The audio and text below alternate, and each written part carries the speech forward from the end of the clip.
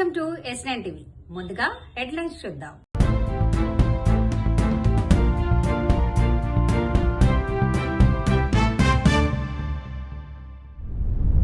బాల్కా సుమన్ పై పోలీసులకు ఫిర్యాదు. సిద్దిపేట కేంద్రంలో తడిసిన వరి ధాన్యం కొనుగోలు. ఆదర్శమూర్తి ఎన్టీఆర్.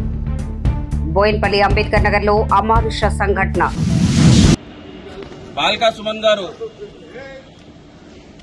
టీఆర్ఎస్ పార్టీ కార్మిక విభాగాన్ని ఉద్దేశించి మాట్లాడుకుంటా కొన్ని అనుచిత వ్యాఖ్యలు చేసిండ్రు. మరి దాని గురించి మాట్లాడే ముందు ఆ వ్యాఖ్యలన్నీ మీరు కూడా వినాల్సిందిగా కోరుతా ఉన్నాను.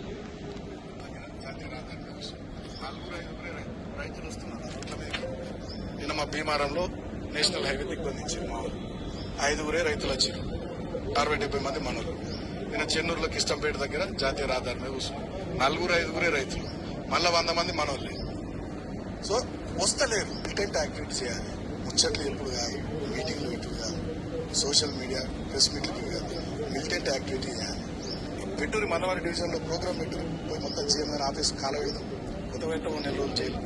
కాబట్టి మిలిటెంట్ యాక్టివిటీ కూడా మీరు సీరియస్ గా ప్లాన్ చేయాలి. అవసరమైనంత రోజు ఇక్కడ సింగరేణి భవన్ అని కాలవెట్టు మొత్తం అంగడి చేసి పారేరేమో.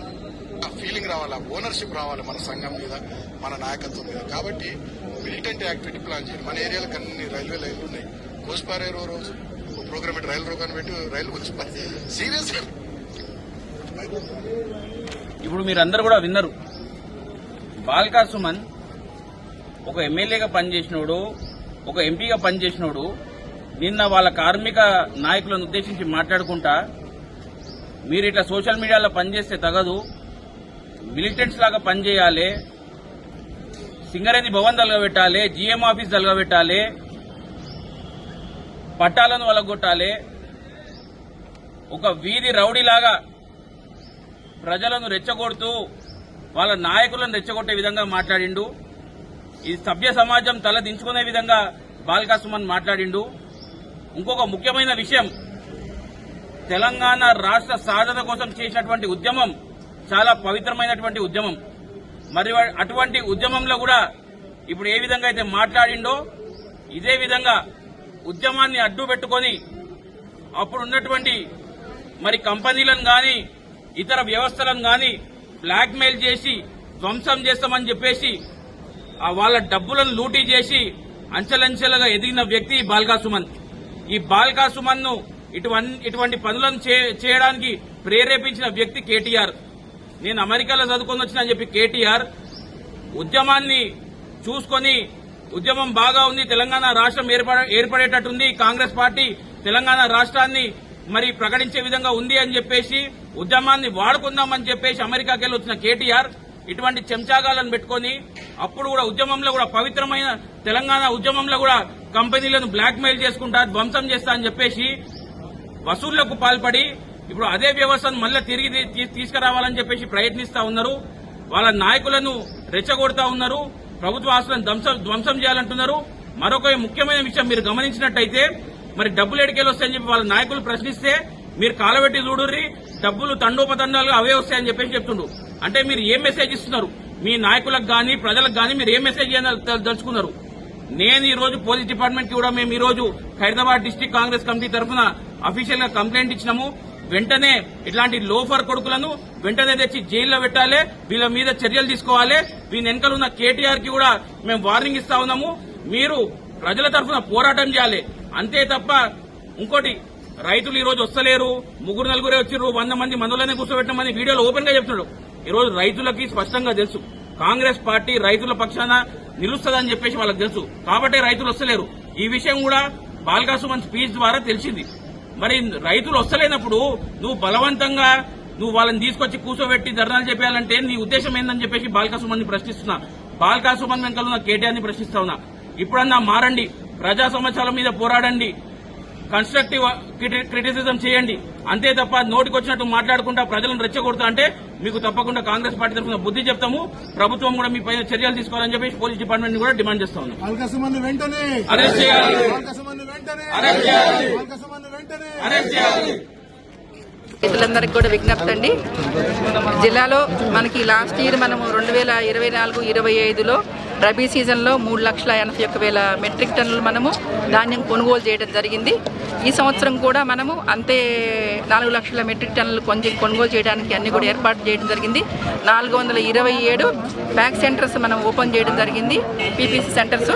దీనిలో భాగంగానే ఇప్పటివరకు దాదాపుగా మనం 3 లక్షల మెట్రిక్ టన్నులు ఆల్రెడీ పర్చేజ్ చేస్తున్నాము. ఇంకొక 1,00,000 మెట్రిక్ టన్ ధాన్యాల పర్చేజ్ చేయాల్సి ఉంది. అయితే రాత్రి అనుకోకుండా అకాల వర్షము, మనకి థండర్ స్ట్రోమ్స్ ఇవన్నీ రావడం వల్ల కొంతమంది ధాన్యం తడవడం జరిగింది. ఈ తడిసిన ధాన్యాన్ని కూడా మేము అంతా డేటా తీసుకుంటున్నామండి. అన్ని రైస్ మిల్లులకు కూడా, బాయిల్ రైస్ మిల్లులకు కూడా అలర్ట్ చేసి పంపించడం జరుగుతుంది.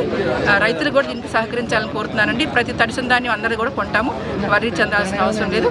కాబట్టి ఆ ఇన్ఫర్మేషన్ కన్సర్న్ ప్యాక్ సెంటర్స్ నుంచి కానీ, పీపీసీ సెంటర్స్ నుంచి కానీ, ఐకేపీ సెంటర్స్ నుంచి కూడా మేము సేకరిస్తున్నాము. కాబట్టి మీరు అందరూ కూడా గుర్తుంచుకోవాల్సిన కోరుతున్నాను. మీరు కూడా గవర్నమెంట్కి సహకరించాలని కోరుతున్నాను.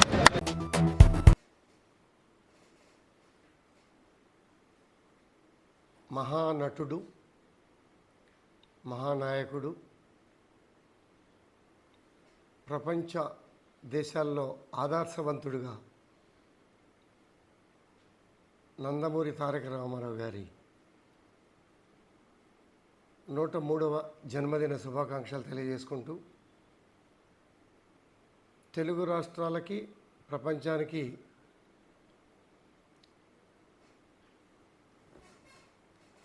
నటుడు, గొప్ప నటుడుగా, భగవంతుని అన్ని రూపాలలో మెప్పించినటువంటి మహానటుడిగా, రాజకీయ రంగంలో సంచలనాలు సృష్టించి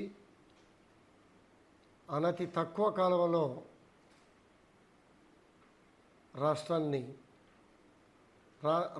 ఏర్పాటు చేసుకునే రాష్ట్ర ముఖ్యమంత్రిగా గొప్ప గొప్ప పథకాలు, పేదవాడి పట్ల ప్రత్యేకమైనటువంటి శ్రద్ధ చూయించి ఆయన పడినటువంటి కష్టాలు, నష్టాలు, ఎదుగుదల, భవిష్యత్తు, రాష్ట్ర, దేశ, ప్రపంచ రాజకీయాలని అన్నిటినీ కూడా 60 సంవత్సరాలు చూసి, సినిమా రంగంలో ఉండి, పేదవాడికి పట్టెడు అన్నం పెట్టాలి అనే ఒక 2 రూపాయల కిలో బియ్యాన్ని ప్రత్యక్షంగా ప్రపంచానికి ఇంట్రడక్షన్ చేసిన మహానాయకుడు. అదే కాకుండా మహిళలు వాళ్ళ కాళ్ళ మీద వాళ్ళు నిలబడాలా, స్వశక్తితో ఎదగాల అనే ఉద్దేశంతో వారికి ఆస్తి హక్కును కూడా కల్పించి రాజకీయ రంగంలో క్రమశిక్షణ, శిక్షణ తరగతులు, నడవడిక, విద్య పట్ల ప్రత్యేకమైనటువంటి శ్రద్ధ పెట్టి గురుకుల పాఠశాలల్లో ప్రత్యేక అధికారుల పాలన పెట్టి గురుకుల పాఠశాలలు ఏర్పాటు చేయడంలో గొప్పగా వ్యవహరించినటువంటి మహానాయకుడు ఎన్టీ రామారావు గారు అని చెప్పుకోవటంలో, ఆయన అభిమానిగా, ఆయన అడుగుజాడల్లో ఎన్నోసార్లు కలిసిన శిష్యుడిగా ఎంతో లేని లోటు, బాధాకరమైన హృదయాలతో 103వ జన్మదిన శుభాకాంక్షలు తెలియజేసుకుంటూ, ఆయన ఆదర్శాలకి తిరుగులేదు, ఆయన ఆశయాలకు కామా ఫుల్ స్టాప్లు ఉండవు.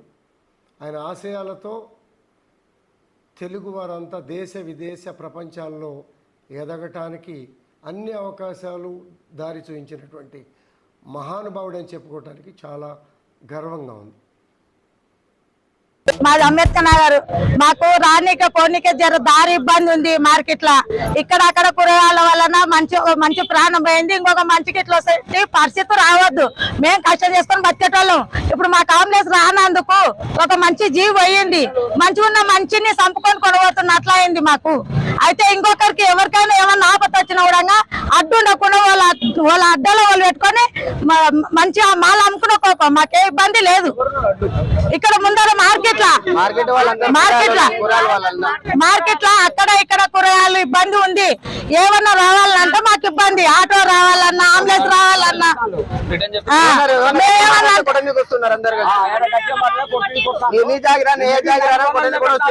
మాకేం ఇబ్బంది లేదు. వాళ్ళు మంచిగా దంత వేసుకున్న మాకే ఇబ్బంది లేదు. మాకేదన్నా రానికి దారి ఇస్తే సార్. ఇంతటితో వార్తలు సమాప్తం. మరిన్ని అప్డేట్స్ కోసం చూస్తూనే ఉండండి S9 టీవీ న్యూస్.